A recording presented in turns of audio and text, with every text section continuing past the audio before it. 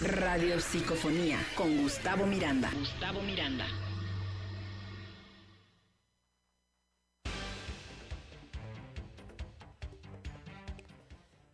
Estamos de regreso, son las 8 de la mañana con 21 minutos. Gracias por estarnos sintonizando y ya lo escuchó usted en el promocional. Tengo en la línea telefónica a mi amigo Gustavo Miranda, quien siempre nos comparte todos los martes a esta hora una reflexión y un análisis de los temas relevantes que hay que siempre escudriñar en este país. Mi estimado Gustavo, ¿cómo estás? Buenos días. Pues mira que tengo dos cosas que decirte. Estoy muy feliz de saludarte nuevamente y un abrazo a la radio audiencia. Al contrario, amigo, muchas gracias a ti por siempre procurar hacerte el espacio y regalarnos estos minutos de tu tiempo para que nos platiques el día de hoy de dos conceptos sumamente importantes, muy amplios además y por momentos también hasta bastante polémicos. Democracia y dictadura. Pues sí, estos conceptos que estamos viviendo de manera térmica, porque hay que establecer que los ecosistemas sociales tienen un gran problema. Las cuestiones que se dicen en una parte ya cambian en otra. Y aquí estamos hablando de la falta de la razón histórica. ¿Cuál es la razón histórica? Voy a decir una frase de Mario Benedetti, que con esa quiero empezar esta sección. Voy a hablar de cierta violencia, porque está prohibido hablar sobre cierta otra violencia, ¿no? Voy a hablar de la violencia permitida. Voy a hablar de la violencia histórica. Bueno, el 25 de junio de 1869... fueron fusilados 9 personas conocidas como los mártires de Veracruz. Esto porque estaban gestando una conspiración para derrocar a Porfirio Díaz. Pero la parte interesante de todas estas acciones es que Porfirio Díaz manda un telegrama al gobernador de Veracruz, Luis Mier y Terán, y le dice: mátalos en caliente. Entonces, estos elementos que estamos viendo de la dictadura, del dictador Porfirio Díaz, pues no vamos a esconder el sol con un dedo, porque aquí hay elementos que son realmente importantes. Bueno, dentro de estos elementos importantes estamos diciendo que si nos basamos a la parte de Porfirio Díaz y vamos recorriendo hasta Díaz Ordaz, hasta el señor Luis Echeverría Álvarez y hasta el señor López Portillo, esos tres eran asesinos, pero de serie, no como este pobrecito Porfirio Díaz, amigo. Recuerda que la parte de la opresión que viene en México, es que los documentos que ha abierto Estados Unidos, es que estos sujetos, por no decirles presidentes, estos sujetos son, pues de alguna forma, inclinados hacia los Estados Unidos, ¿no? Entonces la paz social de México era la paz social de Estados Unidos. El traspatio, como bien recibimos el apodo durante mucho tiempo, pues era la forma en que los serviles presidentes que acabo de mencionar le servían a los intereses de Estados Unidos. Pero la parte importante de esto, no nos vamos a quedar con estas imágenes del PRI, porque son del PRI. También vamos a agarrar a las partes del PAN, un señor de apellido Calderón, con su policía que está penando, que está purgando pena. Genaro García Luna. Es decir, estamos basados en una historia que no tiene memoria. Porque estos principalmente, y una vez hablamos de la palabra torticera, ¿no? La palabra torticera es aquel que habla con mentiras, pues un Trump, por ejemplo, que se las cree. Un otro señor, el abonero que anda de moda, también es un torticero. Dicen las cosas hablando de una gran mentira, queriéndola convertir en una pésima verdad. Interesante esto que nos compartes, mi estimado Gustavo, porque nos ayuda también a entender de pronto el actuar de nuestros políticos. López Obrador ha sido uno de los políticos que más ha echado mano de esta frase de mátalos en caliente para justificar o para explicar y argumentar su decisión de cambiar la estrategia en materia de seguridad, pero hubo también quienes desde la oposición principalmente decían que el de López Obrador era un gobierno con rasgos dictatoriales. ¿Tú lo ves así? Bueno, allí hay que tener en cuenta, perdón, ¿ya terminaste Sí. tu pregunta? Sí, así es. Sí, adelante. Bien. Bueno, lo que sí vamos a establecer de López Obrador es que estableció un régimen con priistas. Eso hay que entenderlo. Y con panistas también, ¿no? ¿Esto qué quiere decir? Que cuando tú metes en una licuadora cebolla, ajo y un pedazo de caramelo, pues eso no te va a saber muy bien, ¿verdad? Este licuado que hizo López Obrador establece principalmente que muchas cosas que establece su forma y su fondo, pues es un hombre que a 6 años, a los 90 que tiene el poder PAN, PRI, PRD, sí, por no hablar bien de que estos tres esenciales partidos en su momento, pues jugaron una acción realmente peligrosa porque fueron enemigos durante mucho tiempo y después son amigos. Y estos elementos tan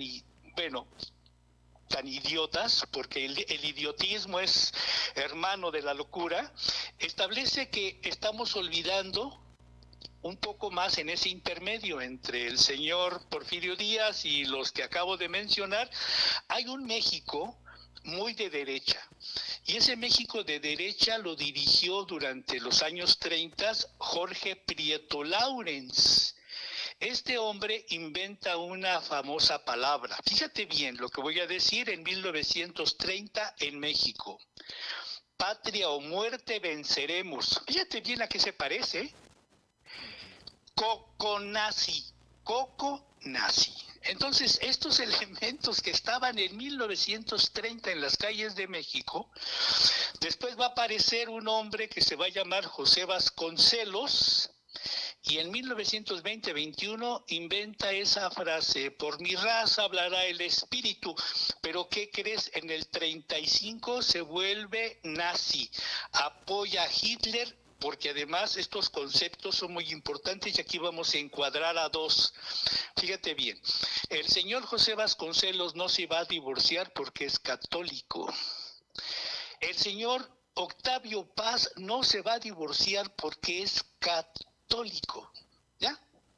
Entonces, estos elementos que guarda mucho la religión, establece que cuando llegaron los emperadores, el Papa en su momento, en la época, pues va a ser el Papa que le da la bendición a Maximiliano y a Carlota para venir a empoderarse de este hermoso país.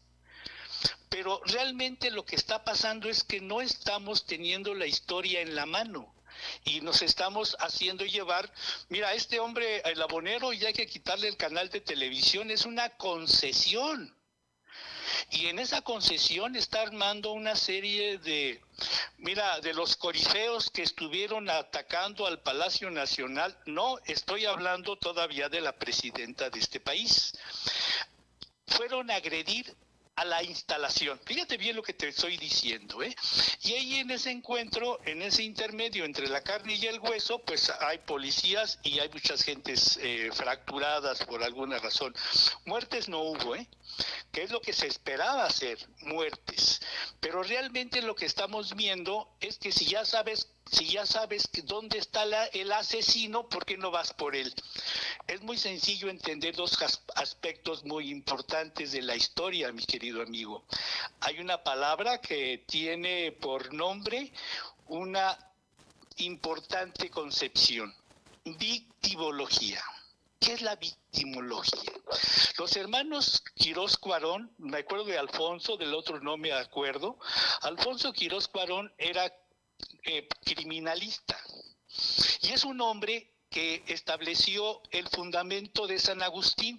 San Agustín en su época estaba viendo que las leyes, él es también jurisconsulto como Vasco de Quiroga, y la parte que San Agustín le establece al rey después de que están ahí sometiendo al juicio a un asesino, le dice el señor el santo San Agustín, a mí no me digas con cuántos palos y piedras lo mataste, dime por qué lo mataste. Es el primer caso de la victimología y frente al rey el asesino dice, es que se robaba mis vacas, ¿no? ¿Ya? El elemento que los hermanos Quirós Cuarón imponen en el mundo, porque es una teoría que ellos llevan a cabo, se lleva a cabo en Rusia, se lleva a cabo en Italia, en Francia, en Canadá. Se llama la ciencia de la victimología. ¿Cuánta culpa tiene la víctima? Y aquí hay que aplicarla, amigo, porque lo que estamos viendo que los corifeos pues traen cosas muy impresionantes dentro de sus intereses políticos. Y ahí hay un culpable. Mira, vi a estos hombres de la pasada izquierda caminando con los famosos estos de la generación Z, ¿no? Y que el elemento importante de todas estas cosas es que ahora son democráticos y luchan por la democracia, pero su elemento tan significativo es la estulticia. En traducción quiere decir la estupidez. Entonces, aquí hay dos caminos solamente. O leemos la historia, hay un elemento que espero podamos hacer, amigo. México a través de los siglos. Es un país grandioso. Es un país enorme, pero con estas cuestiones mediáticas de que ese señor debe y no quiere pagar porque dice que este gobierno está, es un elemento distractivo.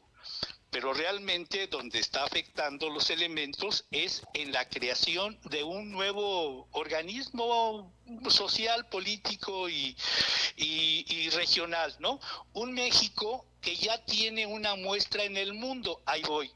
El único pueblo del mundo, no lo tiene Canadá, no lo tiene ningún país, porque Canadá pidió perdón a los indígenas, ¿eh? El ministro que acaba de salir pidió perdón a los indígenas. Aquí no se le pidió perdón a los indígenas, aquí se les pidió perdón a los indígenas y ya son sujetos de derecho. No lo eran.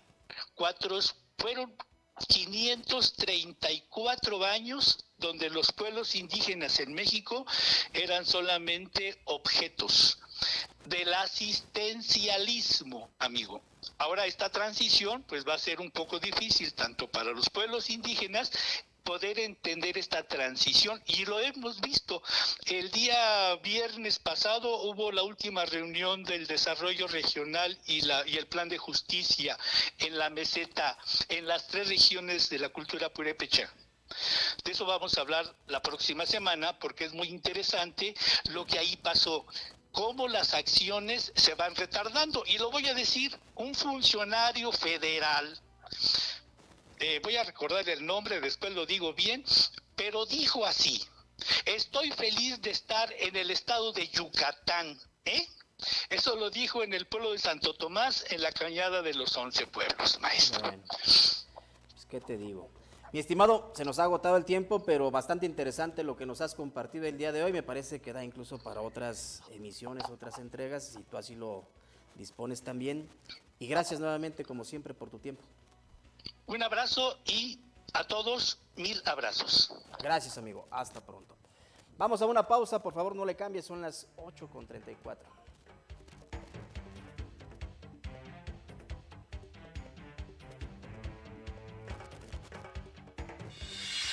Estás escuchando Primera Plana Noticias.